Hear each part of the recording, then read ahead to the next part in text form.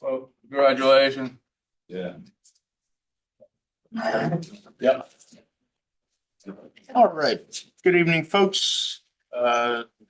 This is the Town of Fairfield Conservation Commission meeting for August 19th, 2026. Peter Thomas, Peter Hood, Jay Fain, Peter Mahoney. What it's called? I think I saw him. Yeah, Ted Luxinger is here. I will. And so is Diane Saunders. I'll appoint Diane as a full member for tonight's purposes. Very good. And now if we could stand, please.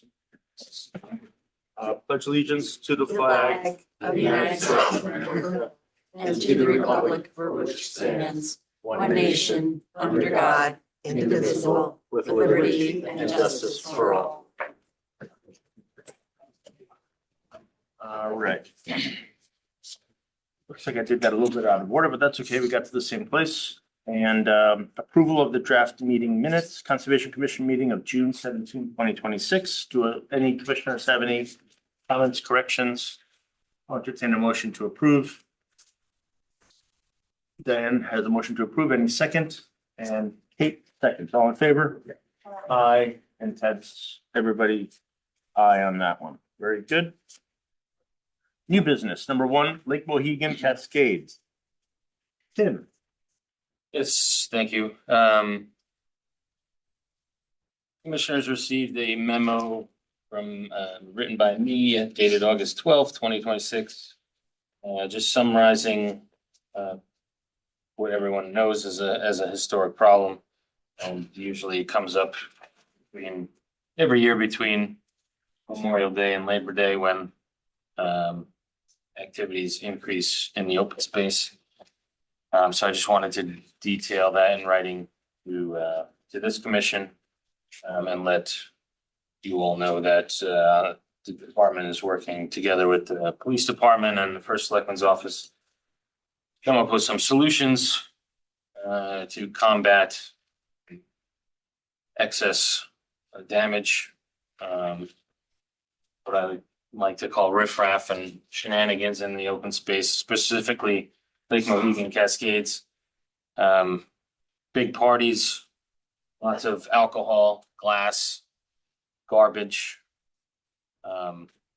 music, ruckus not appropriate for conservation open space. And swimming in the falls, which is dangerous. There's historic deaths in that area from drowning. And most notably, the ongoing damage to our automatic gate as town property.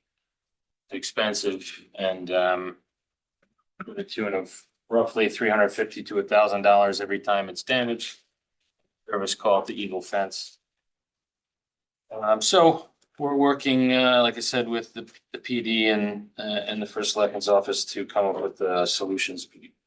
Right now, we're looking into cameras at the gate entrance. It's happening at night, obviously, where they smash the equipment used to open the gate, the chain, the motor. We don't know if they're trying to get in or out. I suspect they're trying to get in since it closes per the regulations an hour after sunset. And I'd assume that nothing good is happening an hour after sunset in the woods by someone who's willing to damage town property to get in to do it. So that being said, collectively, the three departments are gonna come up with some recommendations to the commission and move forward with those. At this point, Fairfield PD has a designated team to go into the open space, deep in the trails on mountain bikes and side by sides. And they've been writing a lot of tickets. No arrests that I know, but lots of tickets.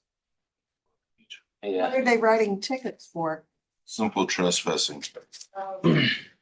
Yeah, I mean, You mean after an hour after sunset or? If they're swimming up there, they give them a simple trespass ticket. Oh, You $2. okay. it's all posted. Everyone ignores that and then between Friday and Monday, the department picks up roughly 400 to 500 pounds of garbage just from that location. So a lot of that's going into the water. You know, presents other problems with future problems with broken glass and, you know, stuff like that. Dogs cutting their feet, people getting cut, you know, things like that. So it's a problem, and the PD is, I thank the chief and his team and Selectman Vitale for supporting the effort to try and curb some of the behavior in there. So we have dog related conflicts, but we're gonna presume that the people with dogs are not the ones leaving garbage and glass. Correct. This is mostly a party scenario, and I don't think It's anyone. a with thinking the out dog- loud thing. I just want to point that out. Yeah, I don't think anyone's smashing the gate to get their dog. Yeah.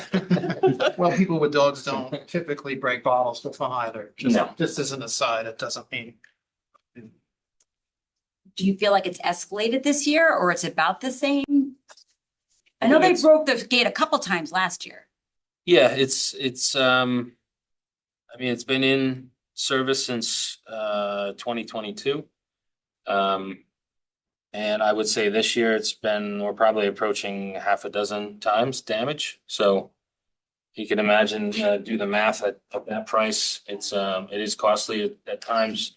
Tom and the guys are able to fix it, but sometimes it's beyond our skill and tools. So we do have to make that service call to Eagle. So It's broken, shouldn't we just leave it broken, keep it shut and say, vandals, damage this thing, we can't operate. that's one of the things I discussed with the police chief, was just leaving the gate open and exploring the possibility of a smaller parking lot just on the inside of the gate. And just shutting the rest of the road down with boulders. And, I think less people would be inclined to haul, walk 30 people from an extra half a mile with their cases of Corona and coolers down that rough access road to get to the falls. Well, in 2022, what was the reason the gate was installed? Just for, To try and control entrance after night. Okay. I mean, it's been, Another big. ongoing for I don't know how many years, 50 at least, and it gets worse and better, I guess, but it's notorious. Everybody knows about it. I think a few years ago, wasn't there a drowning there? Yeah. So, it's been. Yeah, the intent of the gate and the reason why this commission approved spending the money was to control at night. A lot of the neighbors along the access road, have issues with people driving in and out of there at night, causing problems, making noise. As you know, that road is very straight and people like to go fast day or night. So that's turning into a small drag strip.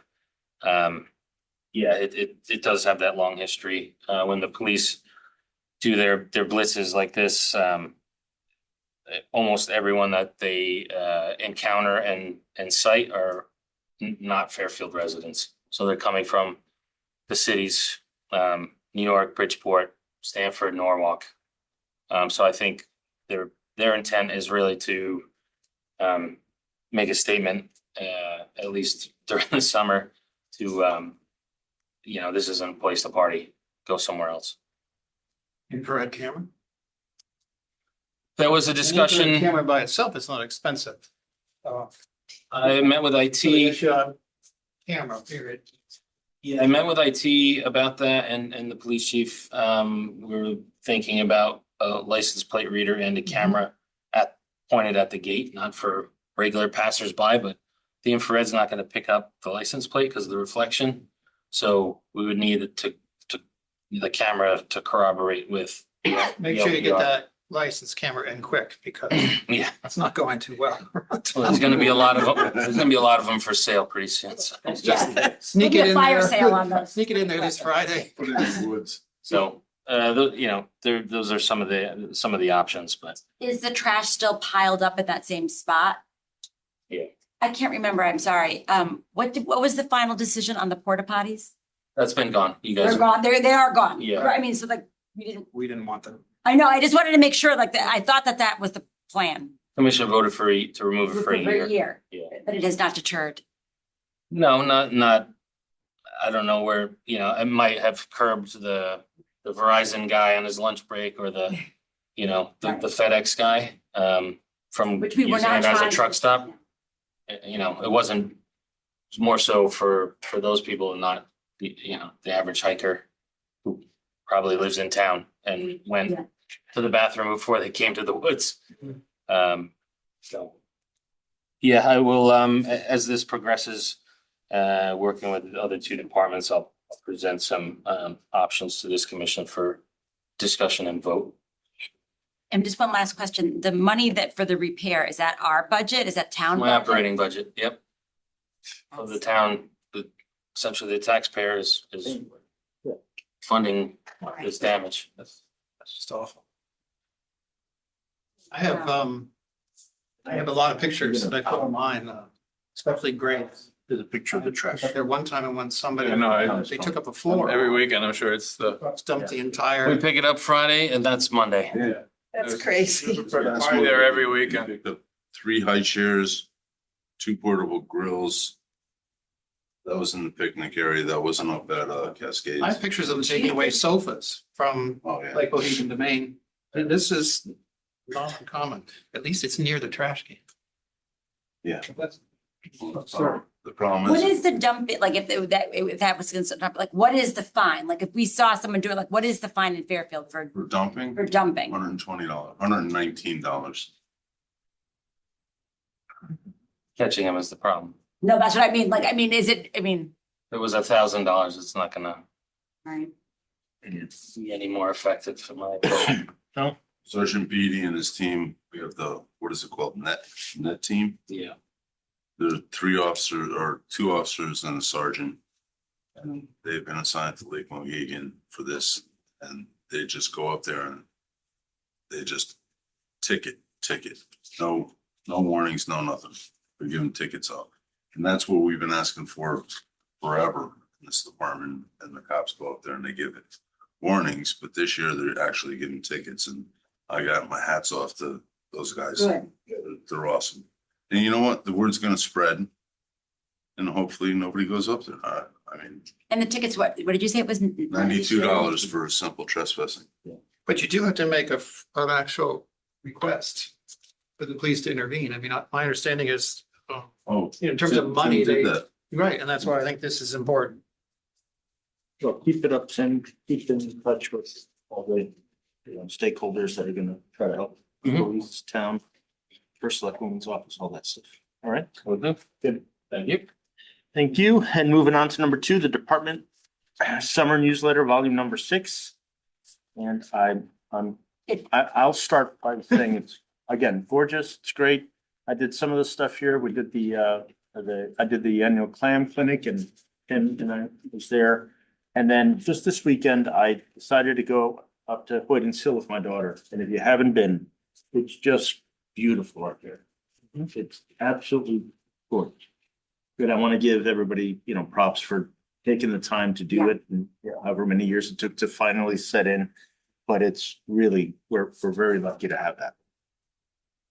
So, Thank you. Yeah, Okay. it was great. And I thought the newsletter was so great. And I, you know, and I even liked the fun fact on, you know, I think it was great. It was informative. It was, you know, I thought it was wonderful. Okay, about 1,000 views of it from next door. I always take pictures. I turn it into a picture and I stick it on next, just for fun. just for fun. So it's 1,000. Good. Fun. Not bad. Good. Yeah, in the future, we're trying to make a page of something educational related to our purview, so that's step back. Nicole did a good job on that. On that second to last page. I thought it was great. Yeah, she changes her look. Yeah, a no, I little thought each it was month, great. But her theme follows through from page to page, which is nice, nice graphic. Yeah, the printing came out a little wonky Yeah, as from the printer, but Online, online is much yeah. clearer. All right, very good. I know some of these people too.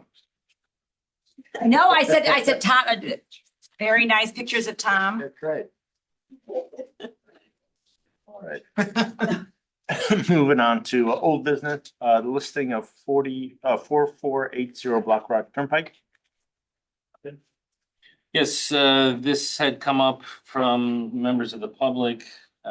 This also came up before during the last Land Acquisition Commission meeting, so running them in parallel. I spoke with the current owner at Black's request, and just to find out, is acquisition practical based on the dollar amount I was given during the phone call. Recall at 4.2 million, that does not seem practical for the town to pursue an acquisition. Yeah.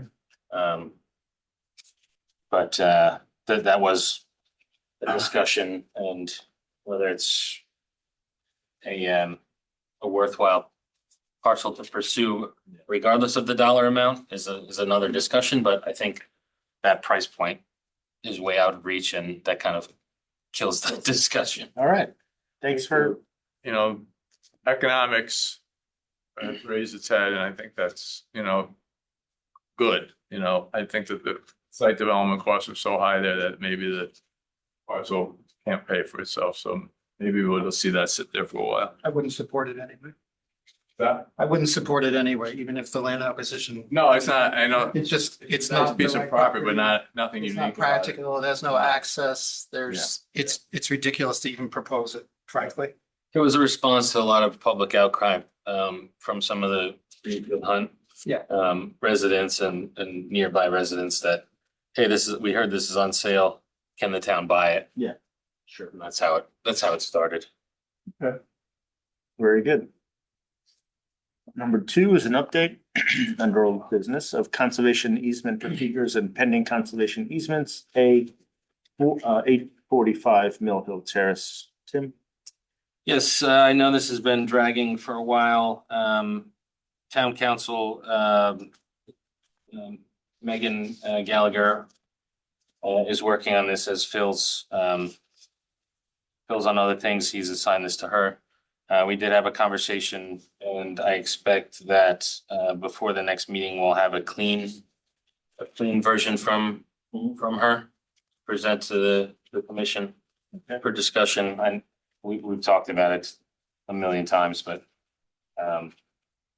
that was the way we last settled on that. The town council would provide that to the commission, a clean version, and then we could work it out instead of us going back and forth with an applicant. But have they been negotiating with the They applicant? haven't, no, Oh, they're just, since it went back and forth so many times, they're gonna take just give us a clean one. Say, is there anything missing that you guys want? They'll add it and then go back to their attorney. On the same subject, the one on, what's the name of the street, the affordable housing, did we ever get that one resolved? High Street? High Street, 980 High Street and 987 Banks Road North are still, we're actually waiting on Banks Road North. High Street, is That's under construction, yeah, that's in the same position as Mill Hill. so. I'll circle back with her on where that lives. I have not had any contact from their council either. Okay. Moving on to open space land acquisitions. Number 1 is 80 Congress Street, Phase 1 ESA report. And Tim, you can tell us, but I think it came out pretty nice. Yeah, in your packets, I only printed out the cover and section 8.0, which is the findings and conclusions. And the online version, or the full version, which is over 1,000 pages, published on the cloud, which I circulated when we first received it. So I think Partner Engineering did a good job. This is pretty typical in a standardized format, ASTM standard format for phase 1s.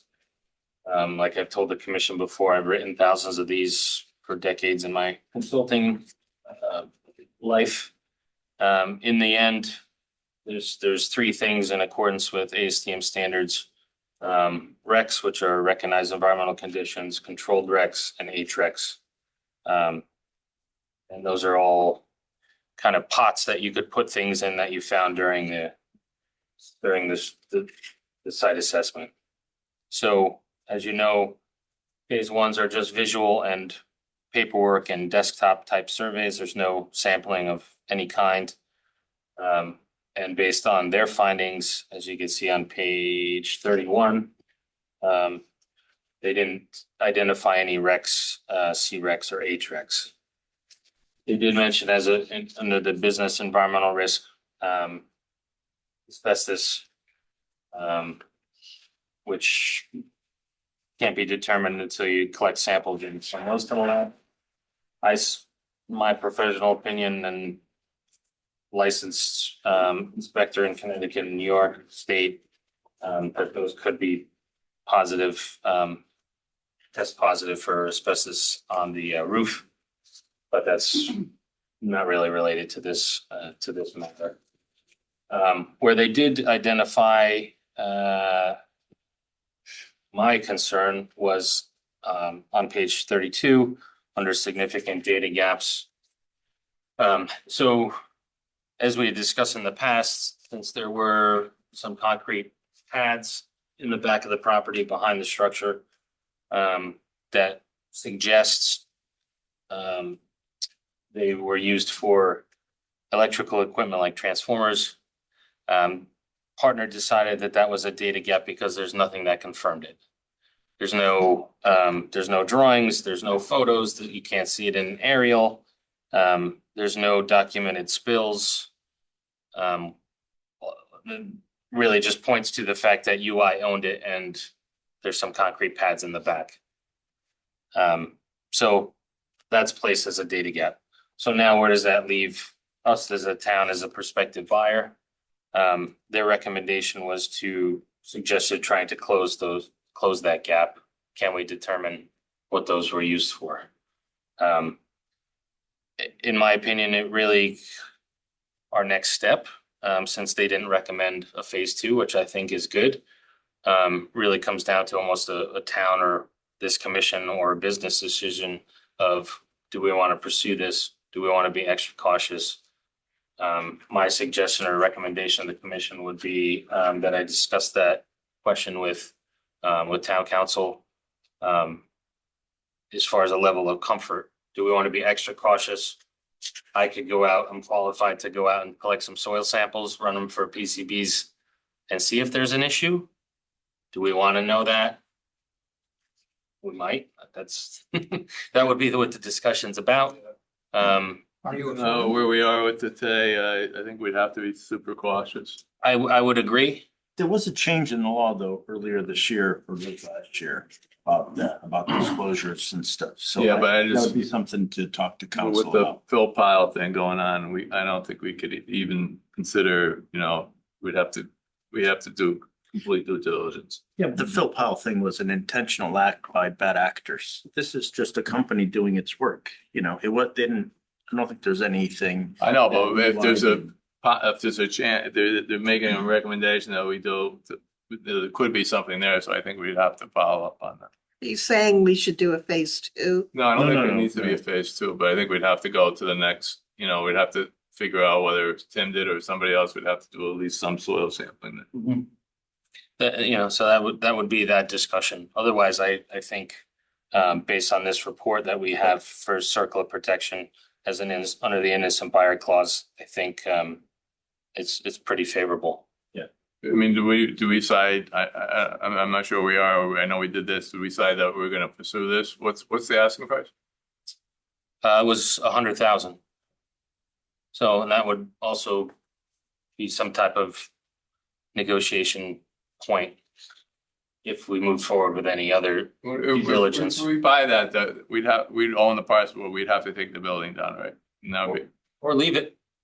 I mean, it's an attractive nuisance, right? I don't think the town wants to deal with that, right? It's in Yeah, a but it's floodplain, it's right? not immediate. No, I know, but I think we, Eventually, probably take it down, yeah. It has no value other it's in than a floodplain. maintenance, yeah. No fees too? That you want to think about? Some people I know need some storage space. There you I go. drive by that and I go, gee, I'd take that for a house, you know. And there you I- go. Apartment, it's like, Micro it living, looks, right? you know, peaceful in the back. Oh, I know, it's nice, but I think that it's probably. All right, well, that's an update and then we'll. I'll provide an discuss- update at the next meeting. I'll have the discussion with Phil. Yeah, okay, very good. Number two is new inquiries for A 3297 Congress Street, which is 8.2 acres of meadow, and B 120 Riverside Drive, 1.86 acres of tidal wetland.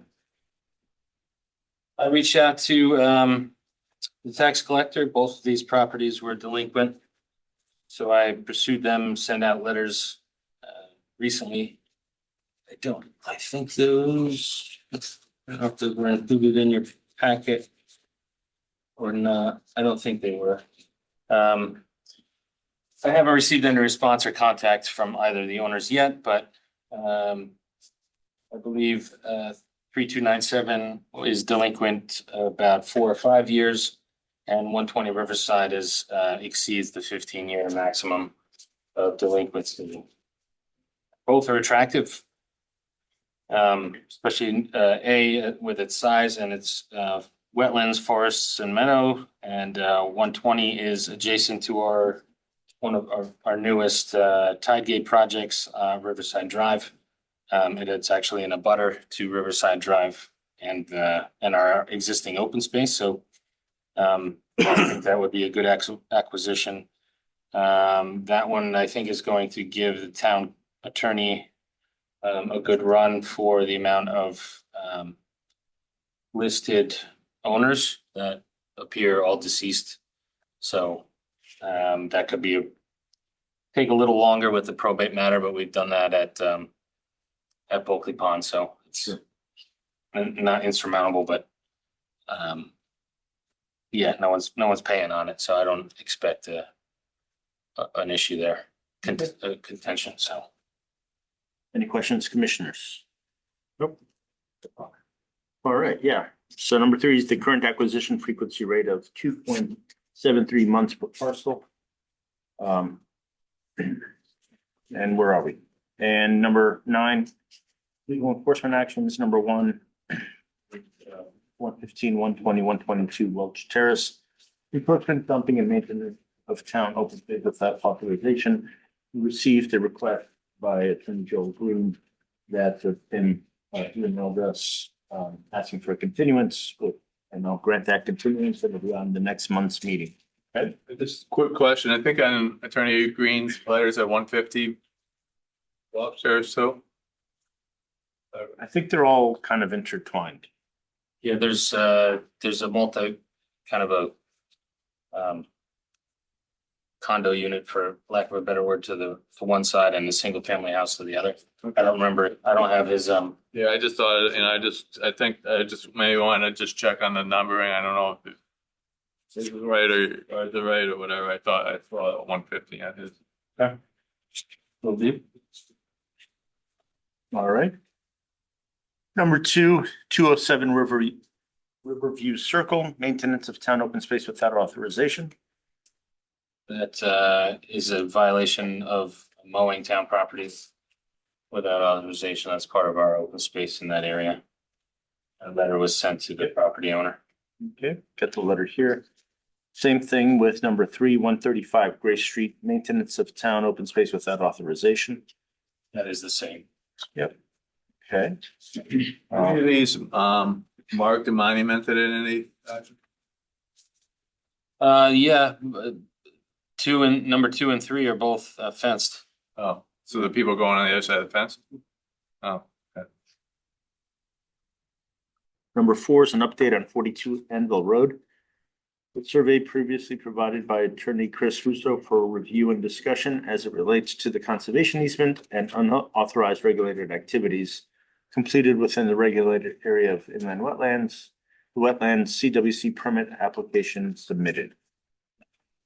That is moving forward and processed. Sarah, I know, has been in correspondence with Attorney Russo. And she is working with him for a date to go out there for an inspection. it's the one that's gonna be sold? Yes. Yeah, commercial. Just do we resolve this before the sale or? That I think they're, everybody's aware of it, the buyer? yeah, I think they've moved, moved far enough down the road where it's not gonna be an issue. The new owner won't be left holding the bag, so to speak. This is that, baseball thing on the conservation use on another property, right? Correct. Yeah. And just that back corner had a few hundred square feet of. Right.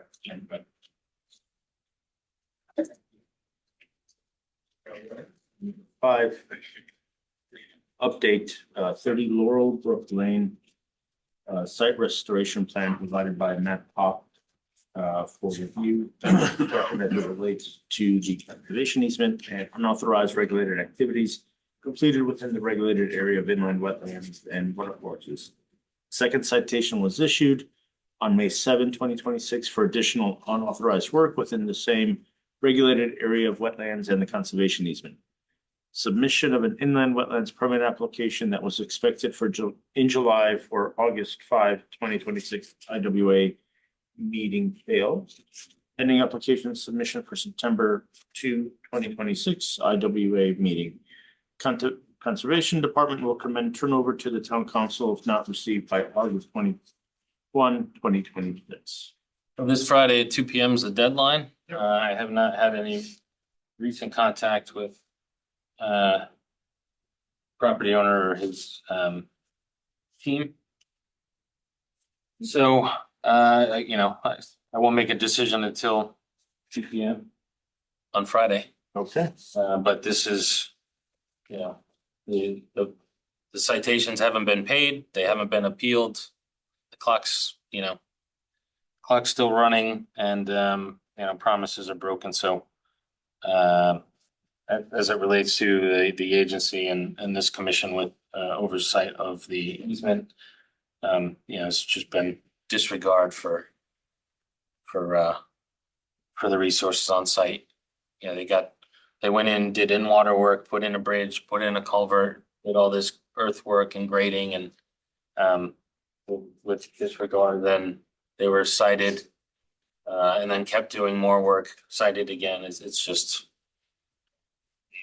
we've seen this before, but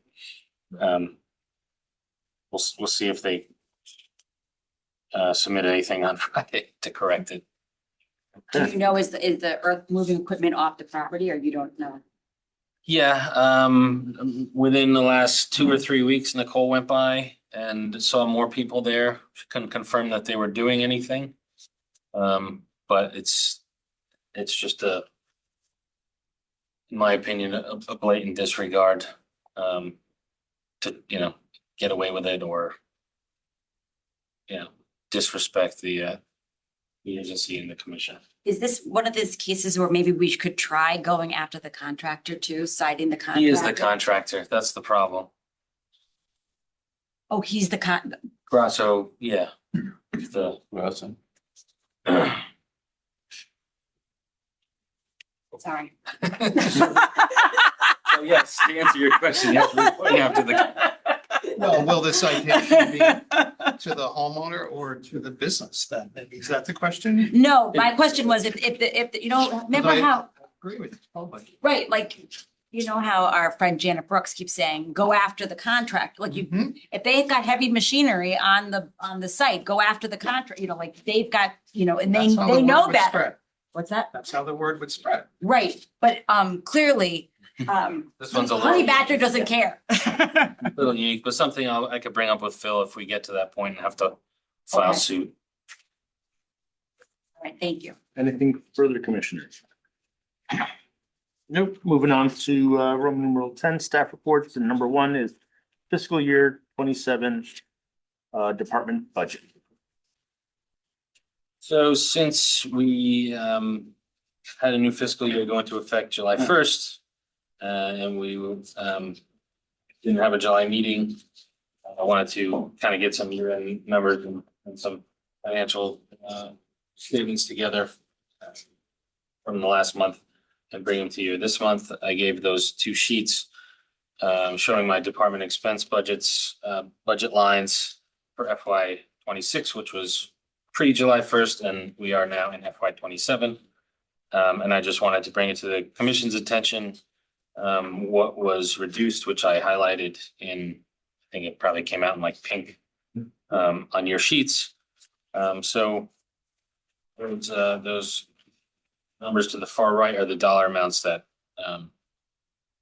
that my budgets were cut, and that was pretty universal throughout town hall with all the other departments. But that reduction, is pretty significant when you have small budgets to begin with. Right. I just wanted the commission to know if there's, it'll be managed closer and tighter, obviously, this year compared to past years that I've been here since 21. But at some point we'll either I'll have to make the decision of run the budget over and deal with it, or refuse doing things, doing projects, performing certain tasks and turning away Eagle Scouts because we don't have the money. Gotcha. So I just wanted to bring that to the commission's attention early. The one question I have is, one of the items is the maintenance repair equipment. Didn't we just pass that years-long vision on equipment that we may need? Does that get affected by this? That would not, most of that stuff, like, a pickup truck, Yeah, the wood chipper, Yeah. stuff like that. I would put that in the capital projects. so this is Capital maintenance outlays towards the repair, bottom. that's like oil changes, what would that, what would maintenance repair equipment be? And why, why was that? That's chainsaws, that's, the backhoe, Yeah. anything with an engine, or not, if we need more of something to replace it. Or if we have to physically repair it, depending on what it is, that's bringing it to the repair shop and them giving me the bill. So Okay, that, and then buildings and grounds, I think is self-explanatory with lumber and yeah, physical materials, if I have to buy stone or buy boulders, which we've done. Yeah. So 50%'s a lot. A Yeah. lot. yeah. I was surprised. So there'll be no payments to Conservation Commission members, period. Not happening. Forget it. All right. Any questions about that budget? Okay. So part two of that, Ms. Look, I give you credit for dealing with it. yeah, I mean, I that's, think that's, we all have to be Yeah. congratulated for, Yeah, it's not easy. no, like I said, it was across all the departments would face similar cuts. Wanted the public, the commission to see this, but also available to the public in a public meeting to see that this was real. It's not me being cheap this year is out of choice. It's a physical reduction in the operating budget, so we only do so much with so many dollars. okay. Let's move on to miscellaneous reports. A, seasonal staff status. So this year we had, it was on the previous agenda, we had 4 really good seasonals.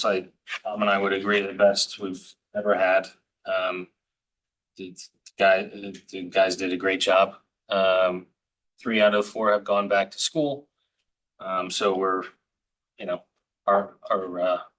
we've lost some working hands there.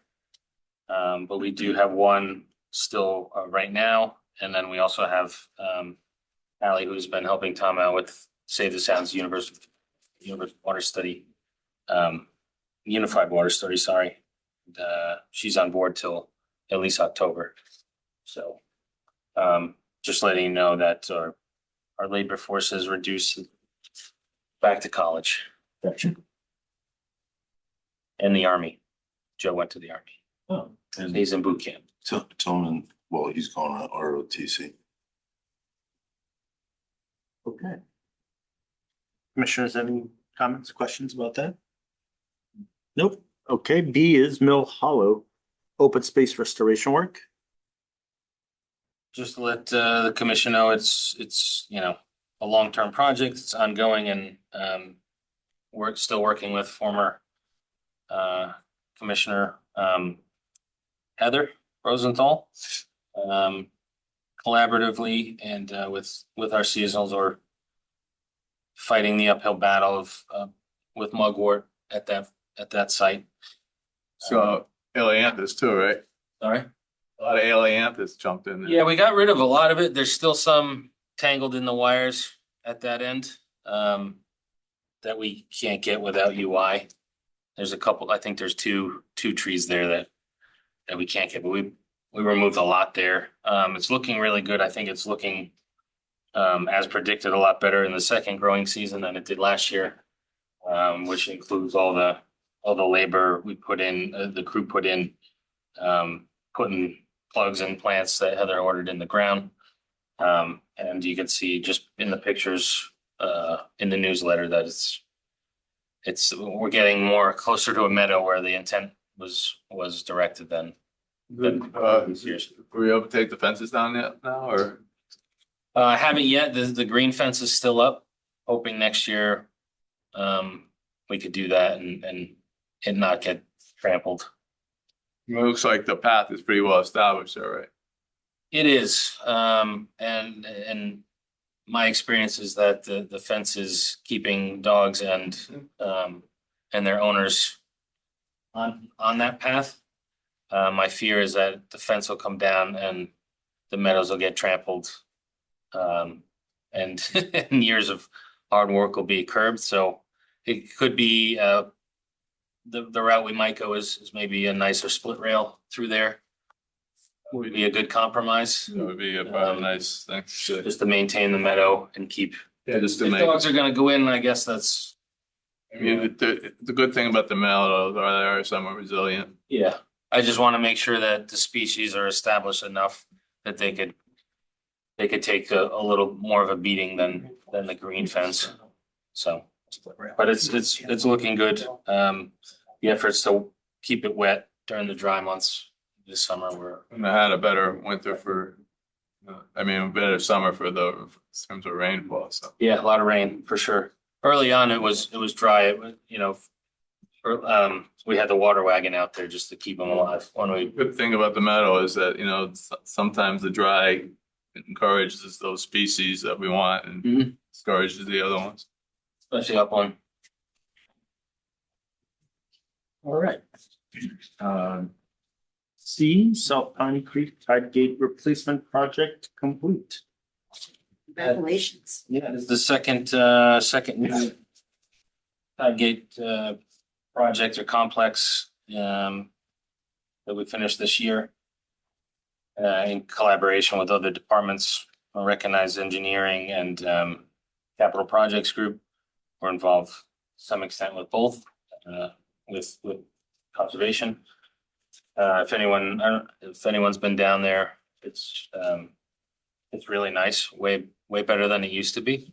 Not just physically and functionally from a flood control and tidal marsh health aspect, but the appearance and It looks like. the clearing and the earthwork and stuff and the native plants is really well done. In the front, when you enter from the parking lot, the historic railroad bridge per the newsletter Yeah. is it has been repainted and restored. It's up on footings, and the guys put down some weed mat and wood chips in there to hopefully suppress. It's like 8 to 10 inches thick. At least 8 to 10 inches thick. So hopefully, at least for a few years, we'll be able to fight the mugwort if it shows up in there. The last piece to this is a historic marker sign I ordered back in July. It's being made like an acrylic sign with the history of the bridge and similar language to what's in the newsletter. But that will go out in front of this in front of the fence, so. Otherwise, I encourage everyone to go check it out. Trees are in the ground, clovers on the ground. The paths installed, new signs, it looks really nice, so. I spent a lot of hours there trying to get my dog to pose on the bridge where it used to be. He wouldn't, it didn't work, you know, how they'd look away and while he just was nervous, but it I was. have a so dog you can picturesque. borrow. You Yeah, can but- try to get him. It's not where it was. It looks really nice the way they put it. It was the fun part of the project, even though the bridge was the most difficult part to get it off the ground with Mhm. the regulators.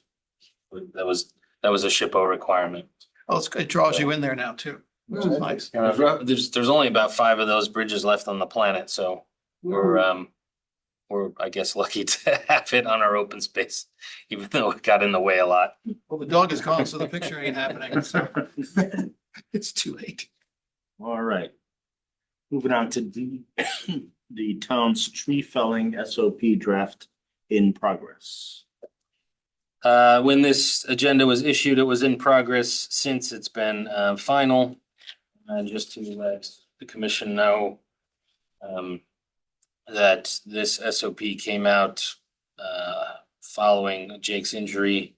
And this will be town-wide for all multiple departments, Public Works, Parks and Rec, and Conservation related to standing trees, since we probably deal with the most standing trees that need to be dropped at certain point for one reason or another. Mostly related to trees on open space adjacent to private properties, residential private properties.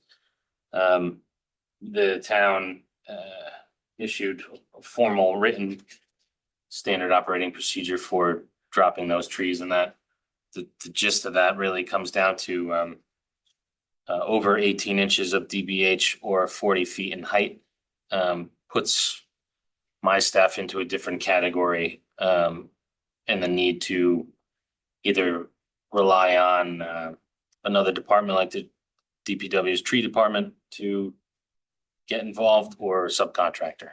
So that was the safety procedure they came up with, since it never existed prior. Did we play a role in it, or?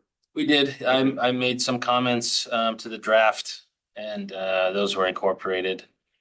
You know, in the end, it's probably a good thing that it's in writing and everyone's on the same page. And also with that comes requirements for training for everyone running the saw.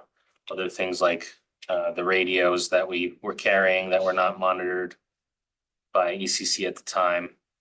That's going to be addressed when we get the new radios. Simple things like two guys in the woods with, you know, one saw. So one can be a safety spotter kind of thing. And Yeah. so there's a whole list of, it's, Are we still getting those radios from the police department? yes. Yep.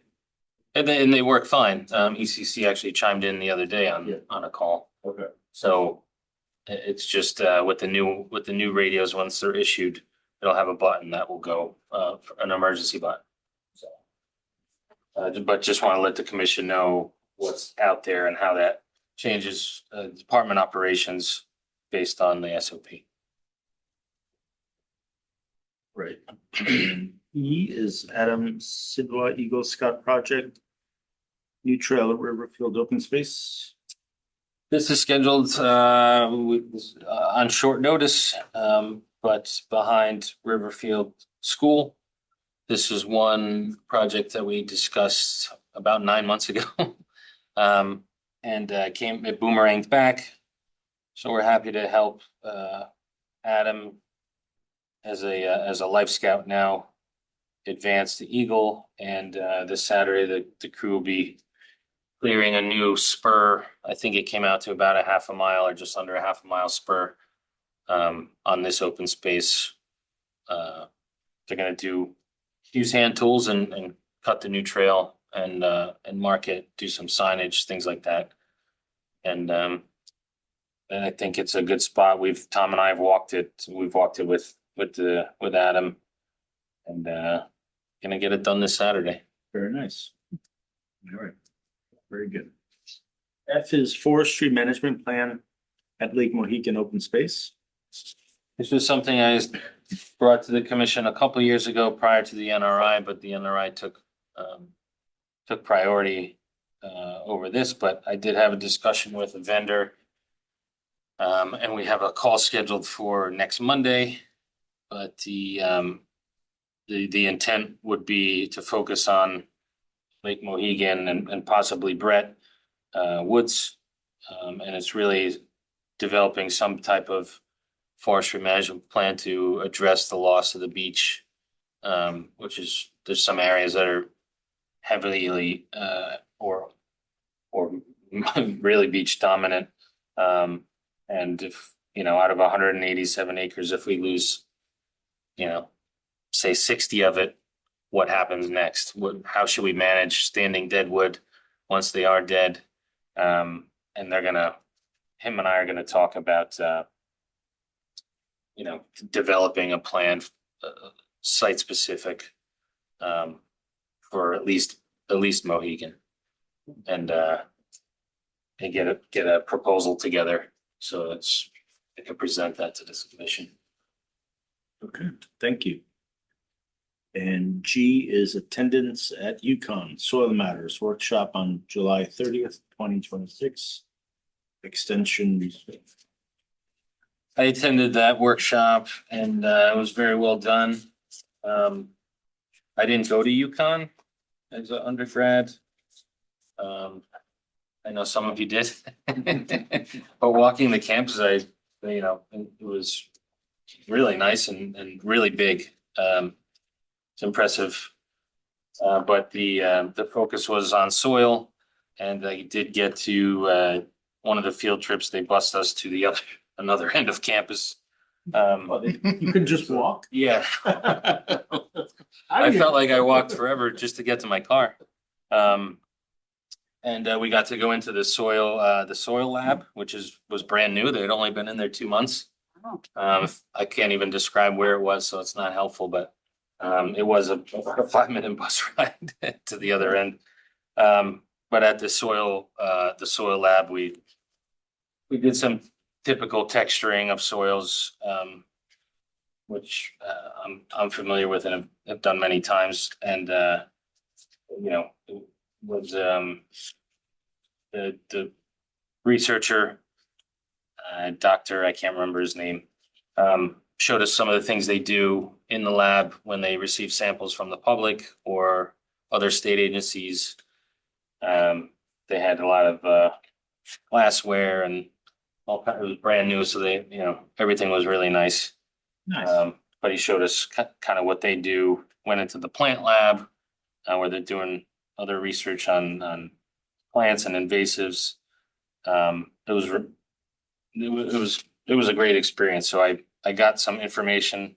I shared it with the public on the department homepage, and that's what I provided in your packets. So we have a contact at the extension office. If somebody had questions on gardening, or they want to get their soil tested because maybe their lawn doesn't grow well or their tomatoes don't grow.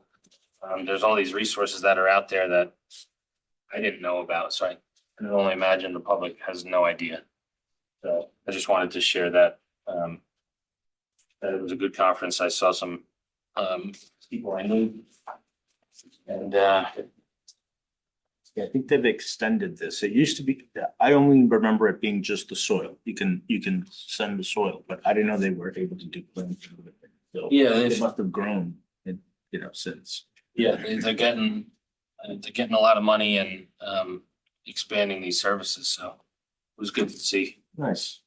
Did you get a chance to go to the dairy farm? I was near the dairy bar, but I had to get back on the bus because I wanted an ice cream. Definitely worth it.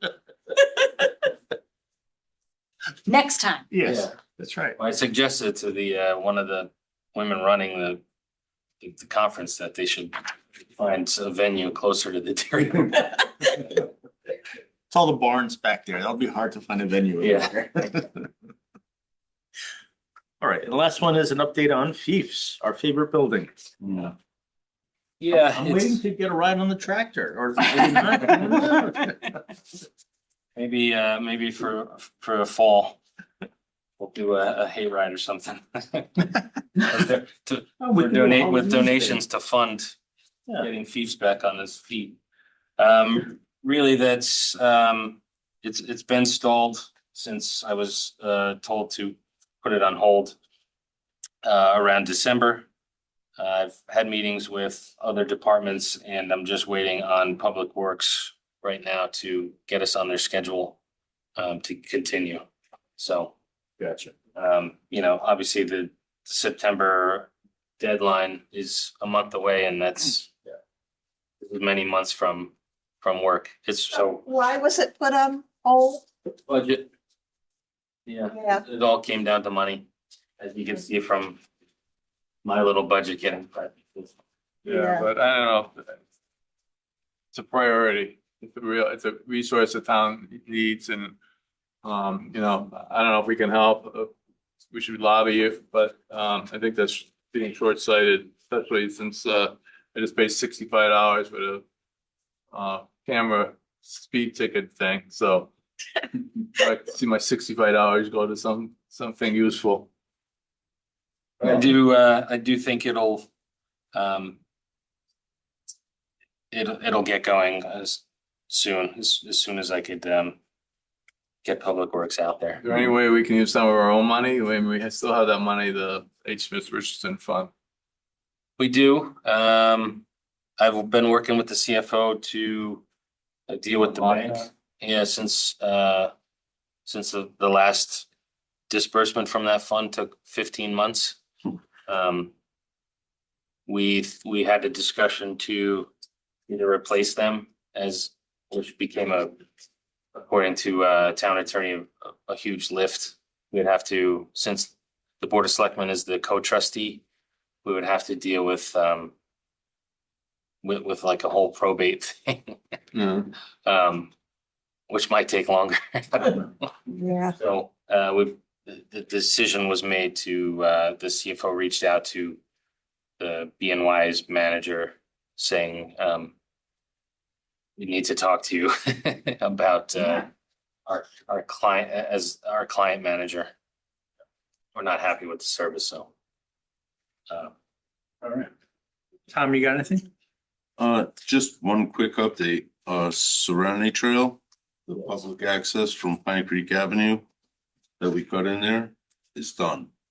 It's all chipped right into the main Nice. trail. Thank you so We have much. stone, we have, the sign up. Are the neighbors happy? They're never gonna be happy. No. No comment. That's it's as good as we can do it. It came out nice. I think it's an asset to the I think it's an town. asset. And, there's no chance that, we're gonna have trails on private property in town. Very good. Did you see, Ted had left Brent a message? Yes. I have talked to Jeff. Ted, He's muted. anything you want to say? You can. Wait, let me.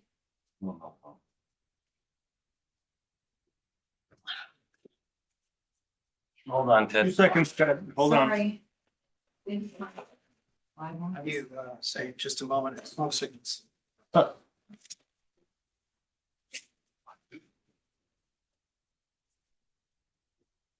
I stick another in while we're waiting? Yes, go ahead. Okay, Ted, you can unmute.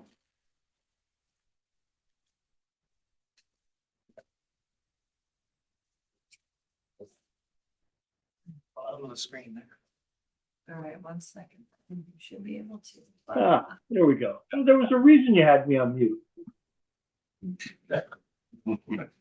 No, So no. nothing to say. If you've talked to Jeff Stedman, that's fine, Tim.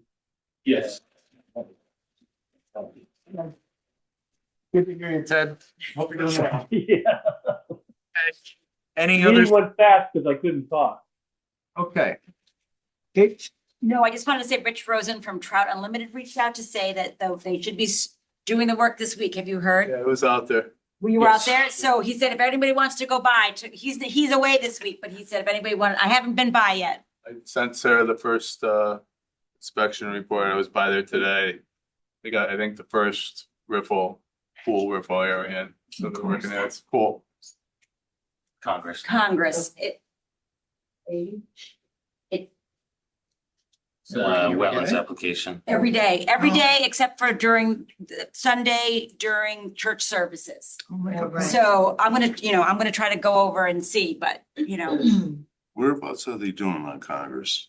Behind the gas? Behind the gas station on the highway. Next door open A space. couple of years ago, they went in there, they must have put in 500 Christmas trees along. yes, that was part of this project. Unfortunately, it's just a Japanese knotweed jungle in there. It's really bad. At some point, if they really want to improve the habitat, they're gonna have to tackle the knotweed. I put up about a mile of deer fencing in there. Yeah, it's lousy with invasives back there. And 2 days after we put it up, we had 7 inches of rain that wiped it all out. Yeah, so. Oh, it was that 2018 storm? Oh, boy, what are the chances? Well, All right, any other? Oh, all right then. Think a member of the public would like to Yes. speak if possible. Well, Possible? do what? I'd like to, I have a question about Hoyden's Hill Open Space. About what? Was it Hill Open Space? on the agenda? No. Then no, you can just talk to Tim. He'll put it on the next month's Okay, agenda. perfect. Thank you so Okay. much. I'm assuming you're local, you're here. Yes. Okay, yeah, so it has to be on an agenda. It's not just for us, for the public, so anybody can. I appreciate that. Okay. Thank you so much. Are you with them? No? Okay, then we're good. I'm sorry, I wish you would have told me before that. I apologize. But you gotta reach out to the office, Tim, and the staff, and they'll put it on the next month's Okay. agenda. All right.